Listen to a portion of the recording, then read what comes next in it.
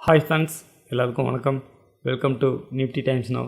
Friends, நம்ம இன்றைக்கி இந்த வீடியோவில் எஃப்ஐஐ டிஐ ட்ரேடிங் ஆக்டிவிட்டீஸில் இன்றைக்கி இண்டிவிஜுவலாக ஒவ்வொரு இன்டெக்ஸ்லேயும் எவ்வளோ லாங் ஷார்ட் எடுத்திருக்காங்க அப்படின்னு சொல்லிட்டு பார்க்க போகிறோம். அதாவது Nifty, fin Nifty, mid cap Nifty, Nifty next 50 இந்தமாரி ஒவ்வொரு தனித்தனி இன்டெக்ஸ்லேயும் எவ்வளோ ஃப்யூச்சரில் long contract and short contract எடுத்திருக்காங்க அப்படின்னு சொல்லிட்டு அதுக்கான டேட்டாவை நாம் இந்த வீடியோவில் க்ரியேட் பண்ண போகிறோம். ஓகே ஃப்ரெண்ட்ஸ், ஃபஸ்ட்டு நம்ம என்ன பண்ண போகிறோம், இது எல்லாத்தையும் செலக்ட் பண்ணிவிட்டு நான் என்ன பண்ணுறேன்னாக்கா இது அப்படியே கொஞ்சம் இழுத்து கீழே வச்சுக்கிறேன். ஓகேவா, இழுத்துட்டு கீழே ஓகே இந்தமாரி வச்சுக்கிறேன்.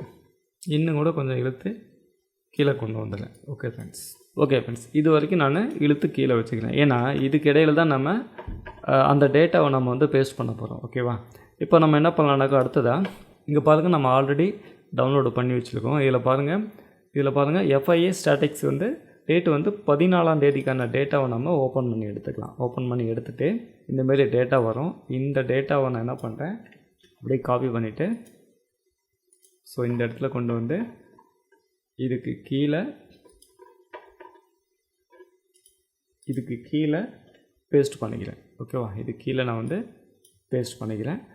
அதுக்கும் அடுத்தபடியாக பார்த்தோம்னா இந்த இடத்துல பார்த்திங்கன்னா ஒரு கலர்ஸ் கொடுத்துக்கிறேன். ஏன்னா எனக்கு இந்த வித்தியாசம் தெரியணும்ல, அதனால் என்ன பண்ணுறேன்னாக்கா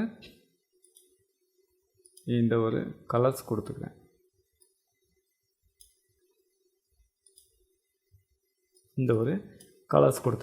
அடுத்தது என்ன பண்ணுறேன்னாக்கா 13ஆம் தேதிக்கான டேட்டாவை நான் எடுத்துகிட்டு வந்துடுறேன். இதையும் நான் என்ன பண்ணுறேன்னாக்கா அப்படியே காப்பி பண்ணி இந்த இடத்துல பேஸ்ட் பண்ணிக்கிறேன். ஓகேவா, இதுக்கும் நான் என்ன பண்ணுறேன்னாக்கா ஒரு கலர்ஸ் கொடுத்துக்கிறேன். எனக்கு அந்த எண்டு டு எண்டு தெரியணும் அப்படின்றதுக்காக ஒரு கலர்ஸ் கொடுத்துக்கிறேன்.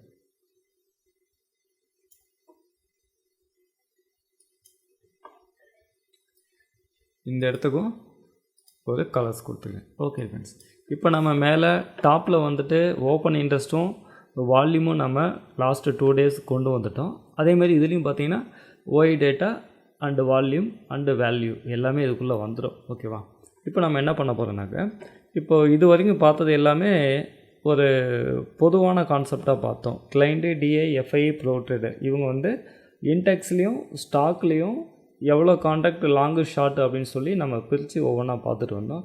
இன்றைக்கி நம்ம என்ன பண்ண போகிறோம்னாக்க இந்த இடத்துல கொடுத்துருக்காங்க பாருங்கள், இன்டெக்ஸ் ஃபியூச்சர் அப்படின்றத காமனாக கொடுத்துருக்காங்க. அதுக்குள்ளே நமக்கு டேட்டா பிரித்து கொடுத்துருக்காங்க. ஓகேவா, இதுதான் முக்கியமான ஒரு டேட்டா. ஓகேங்களா, இதுக்குள்ளே என்ன கொடுத்துருக்கான், ஃபின் நிஃப்டியோட ஃபியூச்சர் எவ்வளோ பை கான்ட்ராக்ட், எவ்வளோ செல் கான்ட்ராக்ட், நெட் ஓஏ எவ்வளோ இருக்குது. இந்த இடத்துல பாருங்கள், ஓப்பன் இன்ட்ரெஸ்ட் தனியாகவே கொடுத்துட்டாங்க. Open interest at the end அப்படின்னு சொல்லி கொடுத்துருக்காங்க. இந்த டேட்டோட எண்டில் எவ்வளோ இருக்குதுன்னு சொல்லி கொடுத்துருக்காங்க. அதே பார்த்திங்கன்னா அமௌண்ட் இன் க்ரோஸ்லேயும் கொடுத்துருக்காங்க, அமௌண்ட்டாகவும் கொடுத்துருக்காங்க.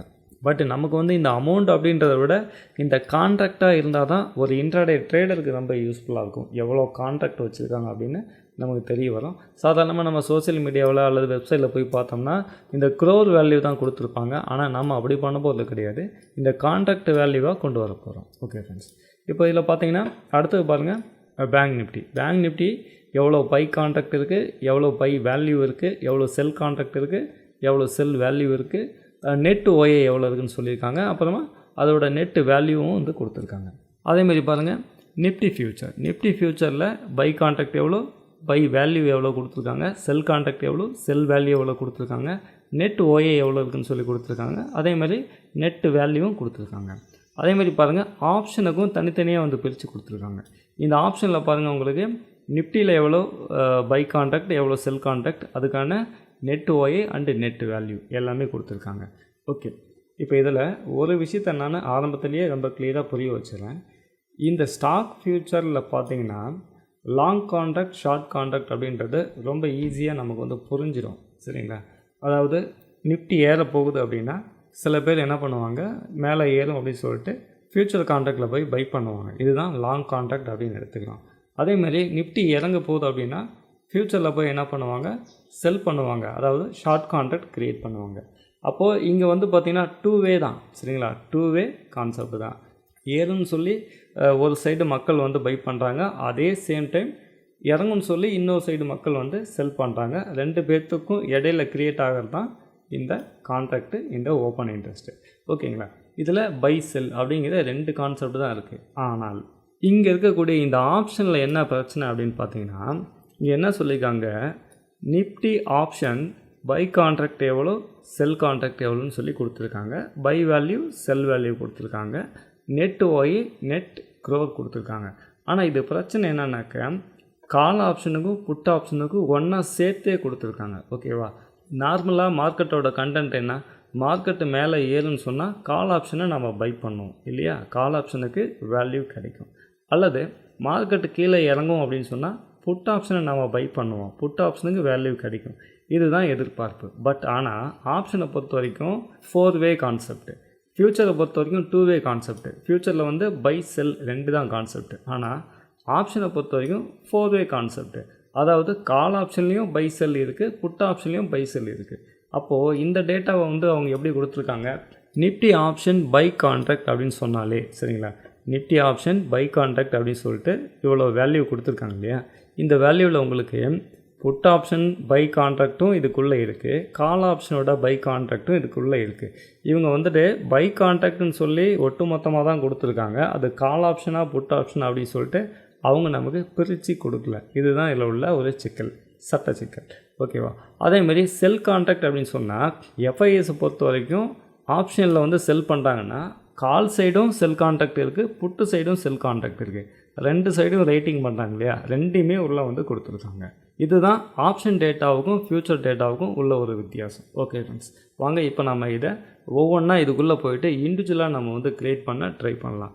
அடுத்தது பார்த்திங்கன்னா ஸ்டாக் ஃப்யூச்சர் அப்படின்னு சொல்லிட்டு உங்களுக்கு டோட்டல் வேல்யூவாக கொடுத்துருக்காங்க. ஸ்டாக் ஆப்ஷன் அப்படின்னு சொல்லிட்டு டோட்டல் வேல்யூவாக கொடுத்துருக்காங்க. இங்கே ஸ்டாக் ஃப்யூச்சரில் வந்து நமக்கு வந்து ஈஸியான ஒரு கண்டென்ட்டு தான், பை அண்டு செல் 2-வே கண்டென்ட்டு தான். பட் இதுக்குள்ளே என்னன்னாக்க எந்த ஸ்டாக்கு அப்படின்றது நமக்கு வந்து பிரித்து கொடுக்கல. இந்த டேட்டாவில் உங்களுக்கு 180 சம்திங் ஸ்டாக் இருக்குது. எல்லா ஸ்டாக்லேயும் கலந்து தான் கொடுத்துருக்காங்க. இவங்க இவ்வளோ கான்ட்ராக்ட் பை செல் இருக்குது அப்படின்னா அவங்க எந்த ஸ்டாக்குக்குள்ளே இருக்காங்கன்றது நமக்கு தெரியாது. பட் அவங்க டோட்டல் வேல்யூவை தான் கொடுத்துருக்காங்க. அதேமாரி ஆப்ஷனும் அதேமாரி தான். ஸ்டாக் ஆப்ஷன் அப்படின்னு சொன்னாக்க 180 சம்திங் ஸ்டாக்குக்குள்ளே எந்த ஸ்டாக் ஆப்ஷனில் இருக்காங்கன்றது நமக்கு தெரியாது. But net value, net contract இது மட்டும் தான் நமக்கு கொடுத்துருக்காங்க. அதனால் நம்ம என்ன பண்ணலான்னா இந்த ஸ்டாக் ஆப்ஷன், ஸ்டாக் ஃப்யூச்சர் இது 2யும் நம்ம வந்து ஸ்கிப் பண்ணிடலாம் அப்படின்னாக்க இதுக்கு பெரிய முக்கியத்துவம் கொடுக்க தேவையில்லை. அதேமாரி இந்த ஆப்ஷன் டேட்டாவுக்கும் பார்த்திங்கன்னா பெரிய முக்கியத்துவம் கொடுக்க தேவையில்லை. ஏன்னா இதில் கால் ஆப்ஷனில் இருக்காங்களா, புட் ஆப்ஷனுக்குள்ளே இருக்காங்களா அப்படின்றது நமக்கு தெரியாது. பட் பை கான்ட்ராக்ட் அதிகமாக இருக்கா, செல் கான்ட்ராக்ட் அதிகமாக இருக்கா இது வேணால் நமக்கு தெரியும். பட் எதுக்குள்ளே இருக்காங்க, கால் சைடு பை அதிகமாக இருக்காங்களா இல்லை புட்டு சைடு பை அதிகமாக இருக்காங்களா, இந்த வித்தியாசம் நம்மளால் கண்டுபிடிக்க முடியாது. பட் நமக்கு ரொம்ப யூஸ்ஃபுல்லான ஒரு டேட்டா அப்படின்னு பார்த்திங்கன்னா மேலே இருக்கக்கூடிய இந்த ஃப்யூச்சர் கான்ட்ராக்ட். இதை வச்சு நம்மளால் மார்க்கெட்டை ஓரளவுக்கு நல்லாவே ப்ரெடிக்ட் பண்ண முடியும். ஏன்னு கேட்டிங்கன்னா எஃப்ஐஎஸ் பேங்க் நிஃப்டியில் தனியாக இண்டிவிஜுவலாக வந்துட்டு எவ்வளோ பை கான்ட்ராக்ட் எவ்வளோ செல் கான்ட்ராக்ட்னு சொல்லிட்டு என்எஸ் இந்தியாவே டேட்டா வந்து பிரித்து கொடுத்துருக்காங்க. அதேமாதிரி பாருங்கள் ஃபின் நிஃப்டியோட ஃப்யூச்சர்லேயும் எவ்வளோ பை கான்ட்ராக்ட் எவ்வளோ செல் கான்ட்ராக்ட்னு சொல்லி பிரித்து கொடுத்துருக்காங்க. இந்தமாரி டேட்டாலாம் பார்த்திங்கன்னா மார்க்கெட்டை ப்ரெடிக்ட் பண்ணுறதுக்கு ரொம்ப அற்புதமான ஒரு டேட்டா. அதேமாரி பாருங்கள் mid cap Nifty, Nifty next 50 இது எல்லாமே தனித்தனியாக பிரித்து கொடுத்துருக்காங்க. இந்த ஒரு டேட்டாவை எடுத்து வச்சு நம்ம மார்க்கெட்டை ப்ரெடிக்ட் பண்ணணும்னு வச்சுக்கோங்களேன். இதுக்கு உள்ளே இருந்து நம்ம என்ன பண்ணிடலாம்னாக்கா ஓரளவுக்கு இந்த ஆப்ஷன் டேட்டா எந்த சைடு இருக்கும், இந்த ஸ்டாக்கில் எந்த சைடு இருப்பாங்கன்றதை நம்மளால் ப்ரெடிக்ட் பண்ண முடியும். ஆனால் இந்த டேட்டாவை பொறுத்த வரைக்கும் புள்ளி விவரமாக ரொம்ப அக்யூரேட்டான டேட்டா. என்எஸ் இந்தியா என்ன கொடுக்குறாங்களோ அதுதான். ஆனால் இந்த டேட்டாவில் என்ன கொடுக்குறாங்களோ அதேமாரி மார்க்கெட்டில் நடக்குமான்றது நமக்கு தெரியாது. அது ஒரு கொஸ்டின் மார்க் தான். பட் என்எஸ் இந்தியா கொடுத்த டேட்டா வரைக்கும் இது ரொம்ப கரெக்டான டேட்டா.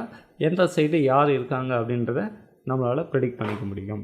எந்த சைடு எஃப்ஐஎஸ் இருக்காங்க அப்படின்றத நம்மளால் தெரிஞ்சிக்க முடியும். ஃப்ரெண்ட்ஸ், இந்த வீடியோ கொஞ்சம் லென்த்தாக போனதுனால இதோட கால்குலேஷனை வந்துட்டு நம்ம அடுத்த வீடியோவில் பார்க்கலாம். இதோட இன்ஃபர்மேஷன் மட்டும் இந்த வீடியோவில் நான் கொடுத்துருக்கேன். இந்த வீடியோ உங்களுக்கு ரொம்ப யூஸ்ஃபுல்லாக இருந்திருக்கும்னு நம்புகிறேன். தேங்க்ஸ் ஃபார் வாட்சிங்.